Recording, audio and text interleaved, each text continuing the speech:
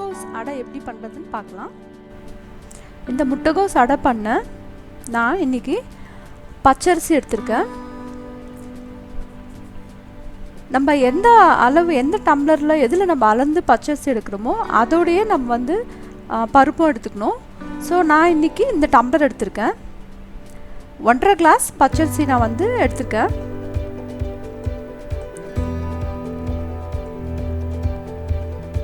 இப்போ இந்த பச்சரிசியோட அதே கிளாஸில் ஒரு 3/4 கிளாஸ் அளவு நான் வந்து துவரம் பருப்பு எடுத்திருக்கேன், தூர் தால். ஸோ இது ரெண்டுத்தையும் போட்டு சேர்த்துட்டு நம்ம நல்லா வாஷ் பண்ணி எடுத்துகிட்டு வந்துடலாம். இப்போ பாருங்கள், நம்ம இந்த பருப்பு வந்து நல்லா இந்த அரிசி அண்ட் பருப்பை நம்ம நல்லா வாஷ் பண்ணிட்டோம். ஸோ இதை வாஷ் பண்ணிவிட்டு இப்போ நான் இது வந்து ஒரு 2 to 3 hours நான் வந்து ஊற வைக்க போகிறேன். இதோடு சேர்த்து நம்ம வந்து காஞ்ச மிளகாய் வந்து காரத்துக்கு ஆட் பண்ணுறோம். நான் வந்து இதுக்கு வந்து ஒரு 5 காஞ்ச மிளகாய் எடுத்திருக்கேன். நான் குண்டு மிளகாய் எடுத்திருக்கேன். நீங்கள் வந்து நீட்டு மிளகாய் இல்லை எது வேணாலும் எடுத்துக்கலாம். இப்போது 3 மணி நேரம் இந்த அரிசியும் பருப்பும் நல்லா ஊறிடுச்சு. நான் வந்து இது வந்து மிக்ஸி ஜாருக்கு மாற்றிக்க போகிறேன்.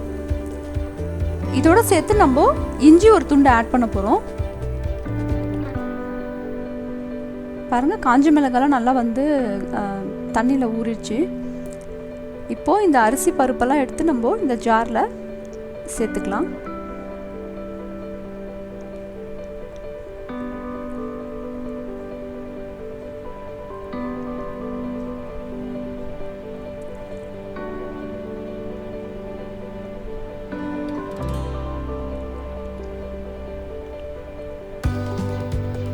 இதெல்லாம் சேர்த்தாச்சு. இப்போ இந்த நான் வந்து இதை மிக்சியில் போட்டு எடுத்துகிட்டு வரேன். இப்போ இதோட உப்பு சேர்த்துட்டு நம்ம வந்து இந்த மிக்சியில் வந்து இது வந்து கிரைண்ட் பண்ணிடலாம்.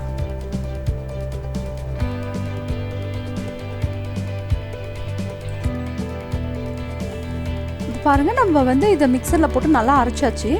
கொரகொரப்பாக அரைச்சிருக்கோம். ரொம்ப நைஸாலாம் அரைக்க தேவையில்லை, கொஞ்சம் கொரகொரப்பாக இருந்தாவே நல்லாயிருக்கும். இப்போ இதை அரைச்சதை வந்து நம்ம வந்து இது அந்த ஒரு பவுலுக்கு ஒரு கிண்ணத்துக்கு ட்ரான்ஸ்ஃபர் பண்ணிக்கலாம். இப்போ பாருங்கள், நம்ம இந்த அரைச்ச எல்லாத்தையுமே வந்து கொஞ்சம் தண்ணி ஊற்றி நான் வந்து இந்த பதத்துக்கு வந்து கரைச்சி வச்சுருக்கேன். ரொம்ப திக்காகவும் இருக்க தேவையில்லை. ஸோ நான் இந்த இதுக்கு கரைச்சி வச்சுருக்கேன். பாருங்கள், நம்ம இந்த கரைச்சி வச்சுருக்க இந்த மாவோட நான் வந்து இன்றைக்கி முட்டைகோஸ் எடுத்திருக்கேன். இது வந்து ஒரு 200 கிராம் முட்டைகோஸ் சின்ன சின்னதாக நறுக்கி வச்சுருக்கோம். ஏன்னா ரொம்ப பெருசாக இருந்தால் சாப்பிடும்போது நல்லா இருக்காது இதோடு சேர்த்து. ஸோ கொஞ்சம் சின்ன சின்னதாக நறுக்கி வச்சுருக்கோம். இது எல்லாத்தையும் நம்ம வந்து இந்த பேட்டரில் மிக்ஸ் பண்ணிடலாம்.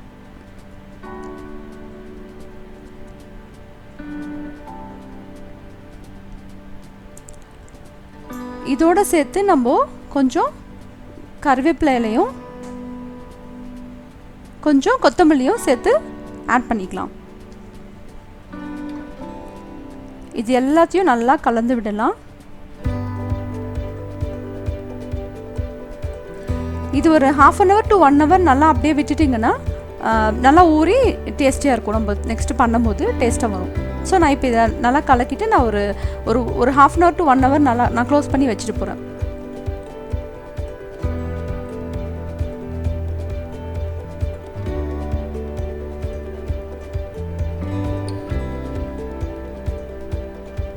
இப்போ நம்ம நல்லா கலந்துட்டோம்.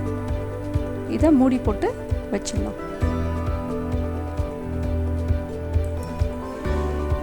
இப்போ பாருங்கள், இது ஒரு 1 hour நான் அப்படியே விட்டாச்சு. இப்போது நல்லா கலந்து விடலாம்.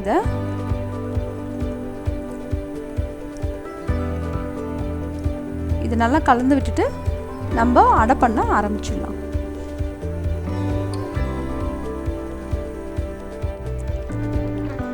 நான் ஒரு மண் தோசைக்கல் வச்சுருக்கேன். இது வந்து ஹீட் ஆகவே ஒரு 5 minutes ஆகும். ஸோ நான் முன்னாடியே இது வச்சுட்டேன் ஹீட் ஆகிறதுக்காக. இப்போ இதில் வந்து நம்ம அடை சுட்டுடலாம்.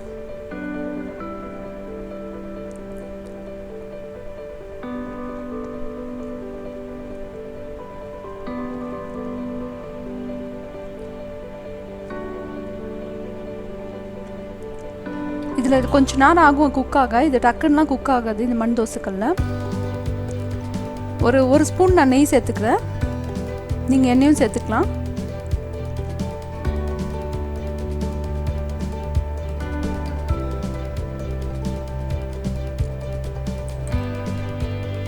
இப்போ இது ஓரளவுக்கு இந்த ஒரு சைடு வெந்துருச்சு, நம்ம திருப்பி விட்டுக்கலாம்.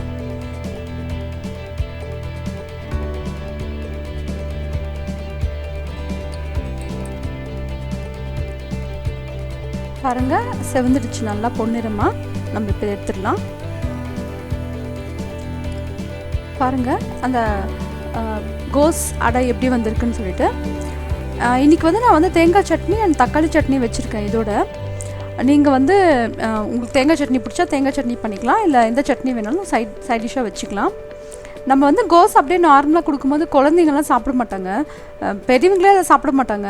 பிகாஸ் அது ஒரு டேஸ்ட்லெஸ்ஸான ஒரு வெஜிடபிள். ஸோ நம்ம இந்த மாதிரி வந்து அடையிலெல்லாம் வந்து நம்ம வெஜிடபிள்ஸ்லாம் போட்டு செஞ்சோன்னா அடையும் டேஸ்டியாக இருக்கும், நம்ம வெஜிடபிள்ஸும் சாப்பிட்ட மாதிரி இருக்கும். இப்போ இதில் வந்து நான் அப்ராக்சிமேட்டாக ஒரு 1/4 kg to 200 grams கிட்ட நான் எடுத்திருக்கேன் கோஸு. இதில் வந்து நம்ம முள்ளங்கியும் துருவி போடலாம், கேரட்டும் துருவி போட்டு பண்ணலாம். ஸோ நம்ம பண்ணுற அடை வந்து டிஃப்ரெண்ட்டாக பண்ணால் சாப்பிட்ற குழந்தைங்க எல்லாமே வீட்டில் டிஃப்ரெண்ட்டாக ஒரு நாள் சாப்பிடுவாங்க. உங்களுக்கு இந்த ரெசிபி பிடிச்சிருந்தா நீங்களும் ட்ரை பண்ணி பாருங்கள். தேங்க்யூ.